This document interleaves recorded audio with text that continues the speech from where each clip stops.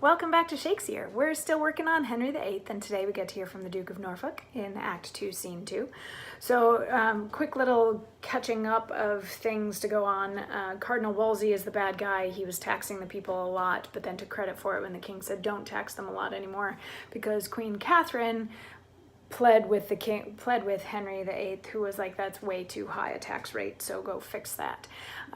But Cardinal Wolsey also coordinated a trial against Buckingham, who has spent the last 3 days of Shakesyear dying or being taken off to his death, and he's taken off to his death, and he warns everybody to keep your friends close, but keep your enemies closer, as he is leaving. So now and at the end of Act 2, Scene 1, yesterday, we find out that a Cardinal Campus is coming to town because Henry has started to get a little utsy about his marriage to Queen Catherine. Now, historically speaking, Catherine was married to Henry's older brother first. I believe his name was Arthur, but he died.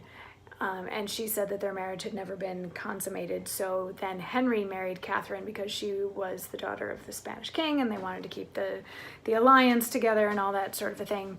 But what Henry is going on now is he's trying to make it look like she was never actually divorced from or the marriage annulled from his older brother. Therefore, she was not available for him to marry and make his queen, because he doesn't want to be married to her anymore, because he met Anne Boleyn at a party and he thought that she was really pretty and he's going to want to marry her. So that's all the stuff that's going on in Henry's brain right at the moment.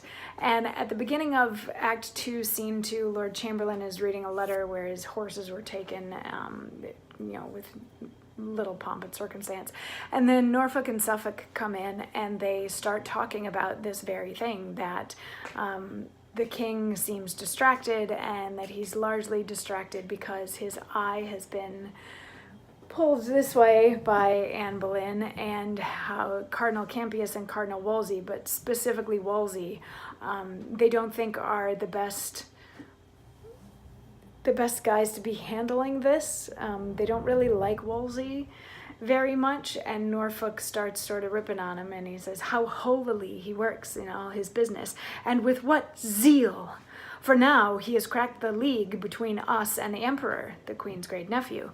He dives into the king's soul, and there scatters dangers, doubts, wringing of the conscience, fears and despairs, and all these for his marriage.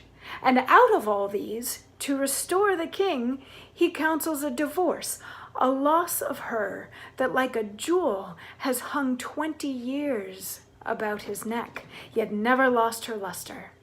Of her that loves him with that excellence that angels love good men with, even of her that when the greatest stroke of fortune falls will bless the king. And is not this course pious?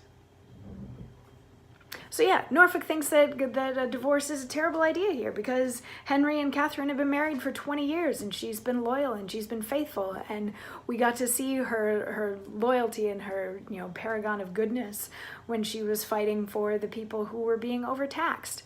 So yeah, Norfolk is not a fan of that, and they continue on in this scene just saying how much they are not fans of Cardinal Wolsey, and how they need to go talk to the king, and let's distract the king and have him talk about something else other than his marriage, because he just hasn't really been himself lately. And Lord Chamberlain goes off because he has other things to do, and Norfolk and Suffolk sort of shift over here and draw back a curtain, and there's the king, and there's where we're gonna stop for today, because tomorrow we get to hear what happens once they try to distract the king with thoughts of things other than his marriage. Anyway, I will see you tomorrow for more. Mwah.